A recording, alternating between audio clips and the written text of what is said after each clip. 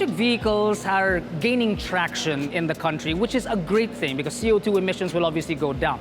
Unfortunately, not everybody has access to be able to charge a fully electric vehicle. Nissan, it seems, have found the perfect bridge to that with their e-Power. Allow me to explain. This particular model that you're looking at right now will be launched within 2022. When exactly, I have no idea, but obviously we're getting close to it. And when I say they build the bridge, let me show you what I mean by that. You see, when it comes to EV cars, everybody definitely wants to get one with the rocketing gas prices out there, and everybody wants to obviously save as much money as they can. But see, not everybody has access to, let's say, a wall outlet. I myself don't have access to a wall outlet where I park my automobile. So as much as I would like to get a full electric vehicle, I just can't. Nissan says, you got a problem with that? Allow us to fix it. This is Nissan's e-Power. There are two motors in here. You've got an internal combustion engine, which is obviously powered still by fuel, or rather gasoline. And then you've got an electric motor. But here's the thing. This is still considered an EV because that internal combustion engine does not power the wheels at all. You only put fuel in so that this engine can run, so that it can charge the batteries that will then power the e-motor, and then that goes to the wheels. So this is still a full EV vehicle for people like myself who don't have access to a wall outlet and be able to charge the automobile. Now, it's important to note that this engine right here, this internal combustion engine, does not power the wheels. It's a full electric vehicle. Now, other people out there will say, well then, it's not a full electric vehicle because then you still need to put fuel inside the car to power the motor. And then other people will say it's like, it's not really all that clean because you still have a gasoline engine. To them, I say, well, it's not ideal, but the power that we get in our country isn't exactly the cleanest out there. It's still electric, yes, but the way it's produced is still a little bit, well, on the iffy side. So this right here is an absolutely great alternative. Plus, for people like myself who don't have access to a wall socket where I park my automobile, this is a great bridge, man. Absolutely awesome. The next couple of questions that you might have, it will be obviously, what else do we get inside the car? You're talking about comfort, you're talking about technology. Does it have a 360-degree camera? Well, it's a Nissan, it's obviously gonna have a 360-degree camera, but you wanna know what else is inside. As much as I wanna be able to bring you inside and tell you what's gonna be available, even if we do later on the drive, we're still not sure because Nissan is still yet to spec this automobile for the Philippines. What I am sure of is exactly what I've told you so far, which is what's going to be available, e-Power, sort of like EV for the masses, so to speak. What I can confirm is that the price of the automobile, whatever model it is that they bring in, will definitely be much less than the Nissan Leaf. Now, the Leaf comes in at 2.8 million Philippine pesos. So out of nowhere, really, I went inside the room and asked the executives if it's at least $1 million pesos less than the Nissan Leaf, which is obviously 1.8 million bucks. And they said, now keep this just between you and me, less than that. Winner, winner, chicken dinner. I love it.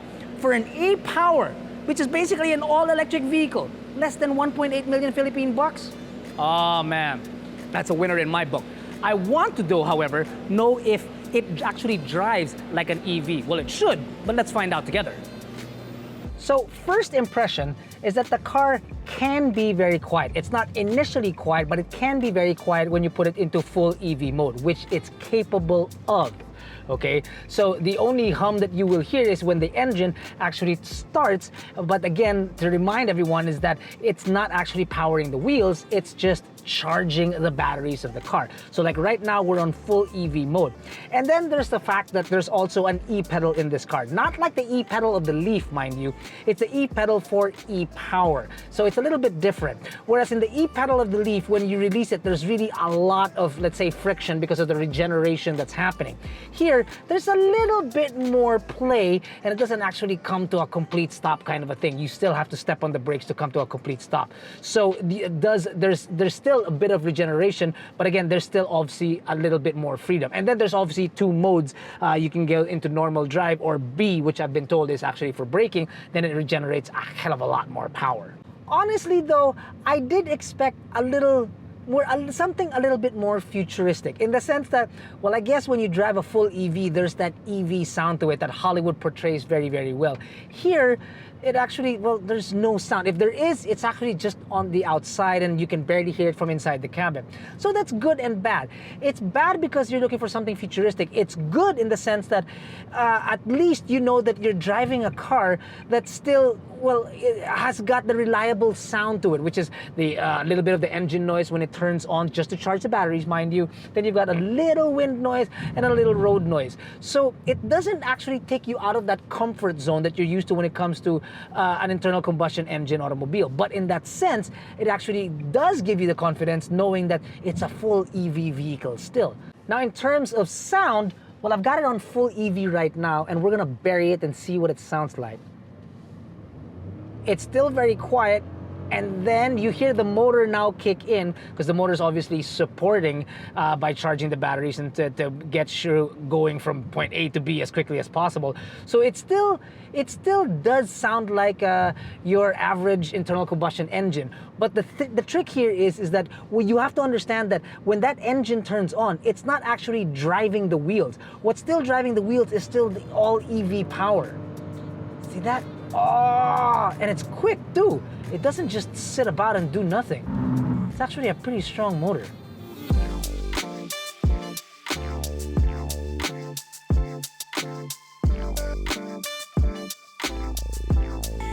I really do feel that this technology that Nissan is bringing in is the perfect bridge to those people that want to get an EV but just simply can't. And for two very important questions that they answer. Number one is that it does fill that bridge, or rather it does fill that gap for people that want an EV car but can't because of the limitations that they have. They have limitations when it comes to, let's say, for example, range.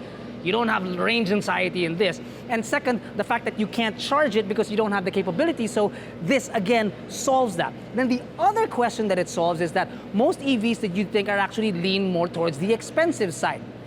I just told you this thing is going to be less than 1.8 million Philippine pesos. This e-power is extremely exciting. That's baduy, but we'll make it work. And the truth is, I can't wait for this car to actually launch this year. I truly, truly can't.